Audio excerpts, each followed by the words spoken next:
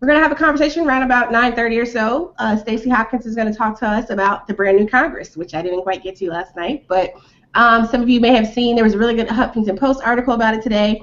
I mean, there's just a lot of buzz. Everyone, you guys have seen Stacey before if you've watched with me before. Stacey Hopkins is here to talk to us about brand new Congress and moving forward. So let's chat. Yeah, let's talk Stacey, about it. Next Stacey. How you doing? Hey, Nick. How are you? I'm fine. I'm really excited to hear more about this. I'm going to kind of take the devil's advocate, so I'm going to ask some questions. Okay. Let's start off with, kind of explaining to our audience and everybody that hasn't had a time to read about it, what you guys are trying to accomplish and what is the main drive.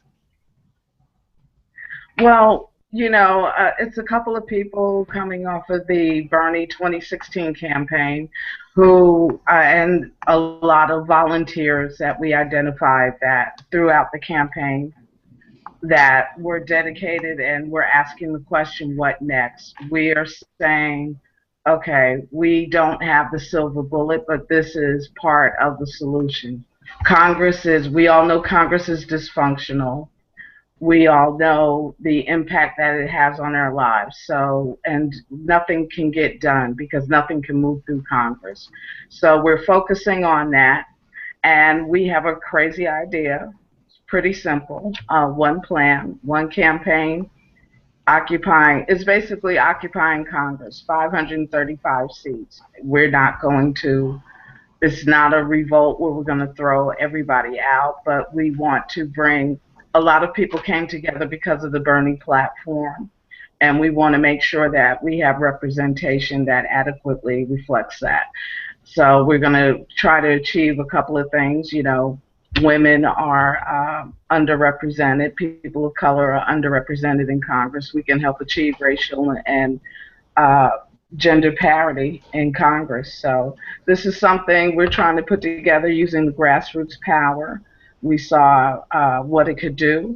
We saw the energy and the passion and the talents and skills that it brought. So we're taking some of that and putting it together and creating this new project that we hope everybody will get on board with. We simply need a honest, accountable Congress. As we say on the website, things have gotten to the point where, we're frustrated. We've seen a lot of things during the campaign that we know we need to fix. And our campaigns and how they operate are one of them. So.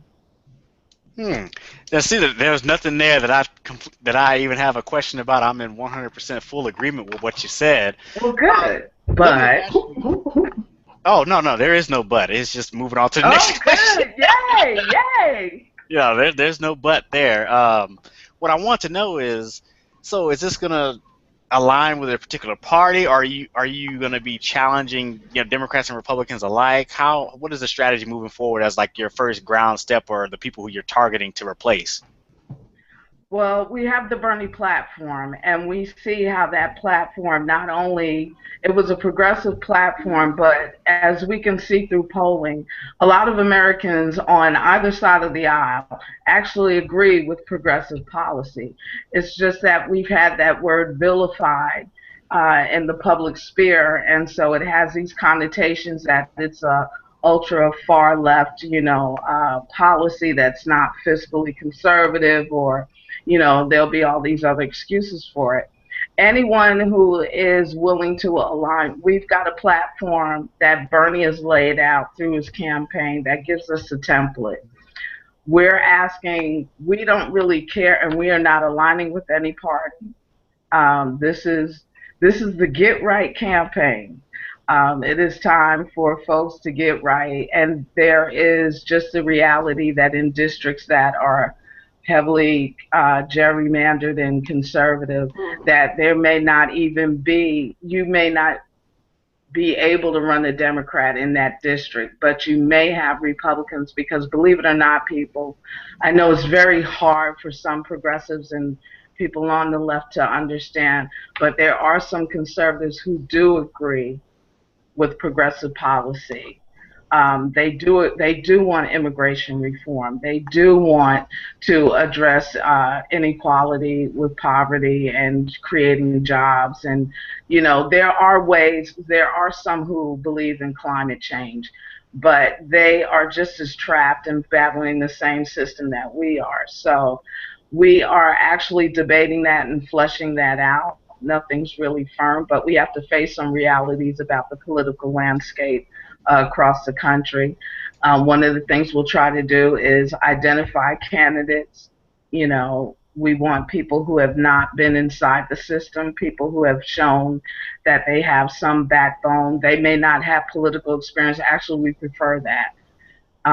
But those who know they can make a difference and they want to run and they know that they want to make change in this political sphere. So what we are creating is a platform for candidates to run under, to allow candidates to do what they do best. Right now, candidates are caught in that hamster wheel of raising money, in order to, you can't run for this race unless you have X amount millions. So you're constantly on the phones and you're hustling for that dollar, and you're using tactics that aren't really getting your platform across. You're just winning a race, and we're getting screwed.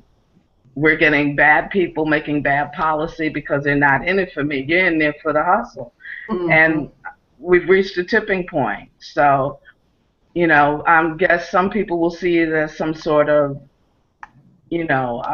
progressive Tea Party, but this is people from all sides. We've seen people, independents, conservatives, and progressives resonate to Bernie's message and say, yeah, we can get in on this and get, something going. So we're going to see what happens. Democrats, we just kind of like, it's not like you didn't see this coming, we asked you nicely.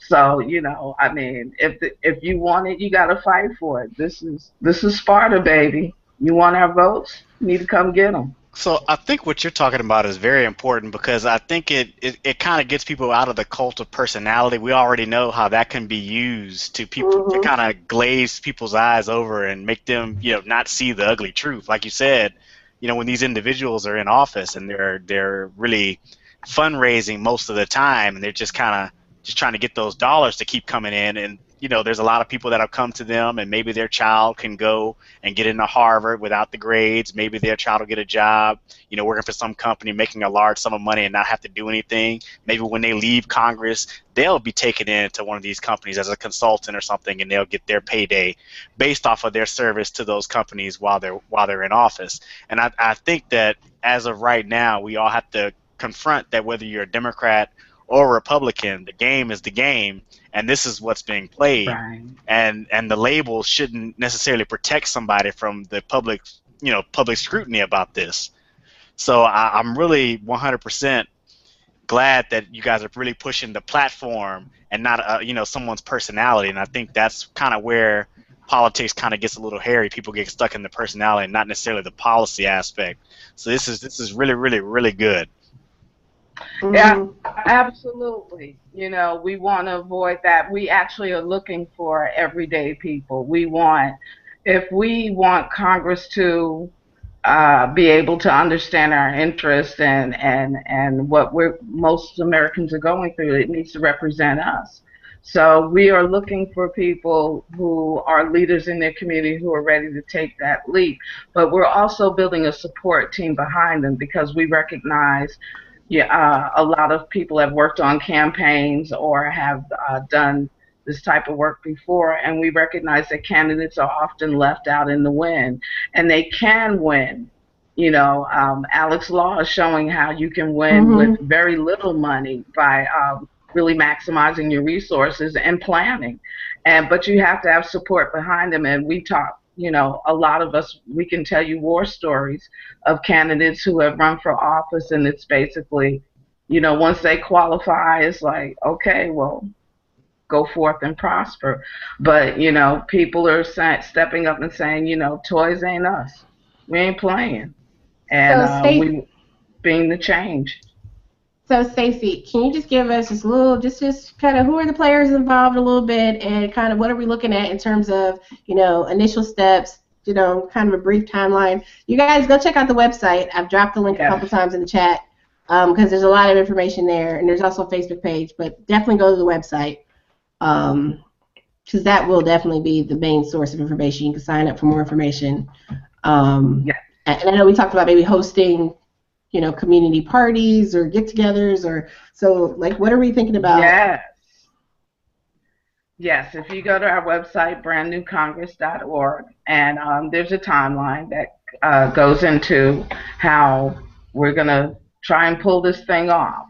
So, and it does seem overwhelming, but one of the things we're going to do is what I'm doing right now, putting this idea out there, talking to people who are passionate, who have been asking that question, what do we do next? We don't propose to have everything, and we're pulling something off that we're trying to hit every congressional district in the country. So it is very important to tap into that grassroots, and the grassroots has either brought out or developed a lot of skills in people that can be put to use after the presidential campaign is over. So we are looking for people willing to get together in their communities. We will come out. We're planning a barnstorming tour that's going to start in May and run through June. We're asking people to, because you know your community best. You know these people who are perhaps have qualities that make them a great leader in the community. And we want to try and convince these people to run. So volunteers are very essential to this project because these people, you deal with them, they're your neighbors, they're, colleagues, it can be you. But if it's anyone who wants to take that leap, we're going to try to get together. And out of these meetings also, we want to establish search committees because that also helps form the infrastructure. Because you're going to tell us give us information on who's running, giving us the initial research so that we can go through a process of vetting a candidate and seeing, what we can do to help them. Mm-hmm. So this is a crucial part. It's something like what the Bernie campaign did, and we're going to do things a little different by empowering people from the start. We saw with the Bernie campaign, a lot of people were disappointed because the offices got opened up rather late, and it really could have helped volunteers to have a space. So we will also be opening up offices early and getting the tools in people's hands. So we've got a lot of stuff going on and a lot of great people working with us to put this together. But once again, with any organization, the most valuable power we could have is volunteers. Anyone will tell you, you really, really need that energy and passion to help bring it together. We saw what it did with OFA, electing President Obama. We've seen it with the Bernie movement. So we're going to keep this going, or I should say revolution. So we're going to try and keep this going in a direction. It's more of a political track. It may not be for everybody, but some people, they've got bitten by the bug, and we'd love to talk to them, and we'll come out and see you and get you to work and start organizing. 2 things from the chat room. One, it said brand new Congress lawn signs. I think people want lawn signs, and it seems like it's going over very well in the chat room. And like everyone I talked to so far about this is like really excited. I know there are other initiatives that people have started up, but like this one really seems to have a real plan, some teeth, and people who have some firsthand knowledge of what it takes to go around the country and actually set up, these types of events and stuff, and relationships with candidates. The question we had though was, so as the progressive movement figures a way forward, does a Hillary Clinton presidency give you fertile ground for the cause to flourish? It really doesn't matter. I mean, whoever's president it really, in terms of us organizing, but I think once we accomplish this, if we manage to get a lot of candidates to run and say take over the House, the Congress would be the check and balance. So it would depend on, I really can't say that Hillary's presidency, we would have to just deal with whatever comes up. But no matter what happens, who's in office, we're going to keep organizing, because what we're creating here is something that can be duplicated for those on the local and state level. It's basically would be the same concept to do it. So this is really good to perhaps provide a template. But in terms of Hillary, we just got to wait and see what happens. We have to be a check and balance on that anyway. That's what we're supposed to be doing. Right. And even Bernie said that himself. I said this last night. I'll say it again. Like at the town hall when he got asked about OFA and how do you lead a movement and be president. I mean, let's be clear. He's never been our leader. He's been our inspiration. He's been motivation. Right. But there are leaders rising up from the ranks themselves to lead all this. And regardless, even if Bernie is president, right, we still have to have that check and balance. We still need to make sure that we're holding people accountable and we're providing the support. I say this all the time. All those people that have stepped out there to support Bernie Sanders, like whether they're up-and-coming people trying to run for office, people already in office, we need to make sure we have their back. We need to make sure that we're supporting the people who supported us when it mattered, and that they know that we're not going to let them down, because it has been a lot for some people in some areas. We've seen that with some folks here in Georgia, that people were basically being silenced, right, or threatened with, you're not going to be able to run again, you're going to lose this position. I mean, it happens all over the place. So we need to make sure we're about this life. Well, you need to make sure you're about it all the way through come election day for some of these different races, and don't just go vote. Help out if you can, because that's really what makes a difference. We want politicians to be accountable to us. That we need to create an environment where they're able to. We need to help them build their team, right? We have a lot of 2016 candidates right now, and I know obviously this project is looking more long term. But do you have any thoughts or advice just for some of these races that are coming up in the next several weeks, couple of months, like things we can possibly do just in the short game, so to speak? For local candidates, they're staggered across the country, so there are primaries coming up on your local and state level. If you see someone, what they need just like anybody, and even us, because in order to pull this off, we need donations. And those, whatever the small dollar donations really pile up. But donating to these candidates, lending your time, going canvassing, doing phone banking, if you can hold a fundraiser for them, anything you can do to help them out, do sign-in waves, and just call them up and offer your help, and know who you're voting for. Before you go in the voting booth, hit Ballotpedia. That's one of the best websites out there. Open Congress will give you a lot of information on your districts and your congressional district. So, being an educated voter, that's another way you can help candidates, because you'll know who you're voting for. And for judicial elections, there's Judgepedia. So those are two links that people can do. But the same thing you're doing for Bernie, all candidates need that. And so any way you can help, and go to candidate forums, host one if you're a part of an organization, and just give. A lot of candidates need opportunity to get their word out, and that's why independent media like this is very important, because a lot of people are getting turned on to folks that usually wouldn't pop up on their radar.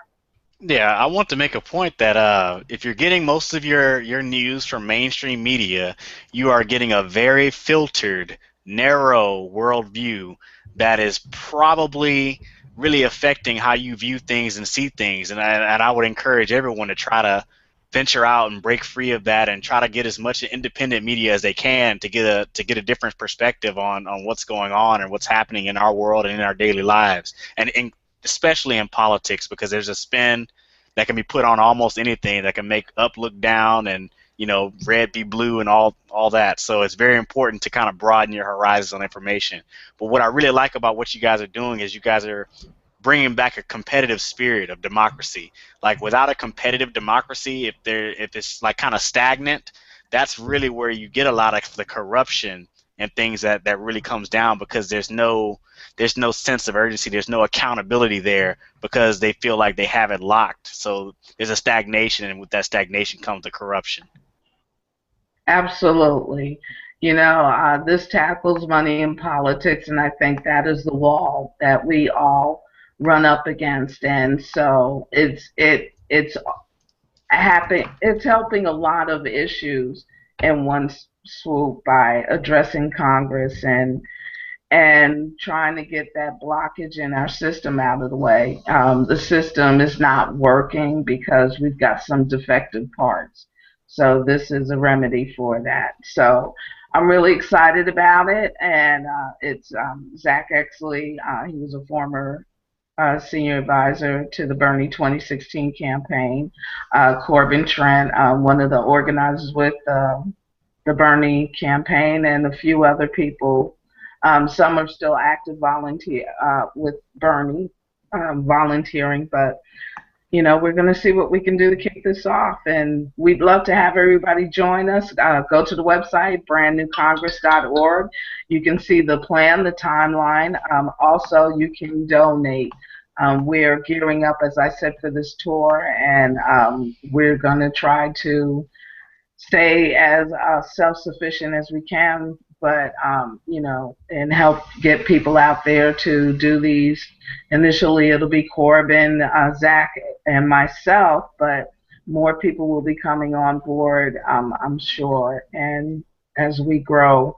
But we want to come out and see you, so if you can donate $3, $5, $10, don't make me beg.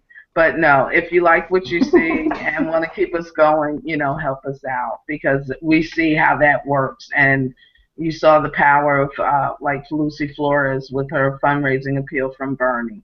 That was all small dollars. We can fight big money, and we don't have to get nasty to do it. We just have to get smarter. And, there's power in those little dollars. They add up. So we need to start learning how to wield our power a little better, and we see how we can do that. We can go toe to toe with big money on the dollar game. Sounds good. Sounds good. Yeah. Thank you so much, Well, Stacey. Everybody. Well, yeah. So yeah, I get.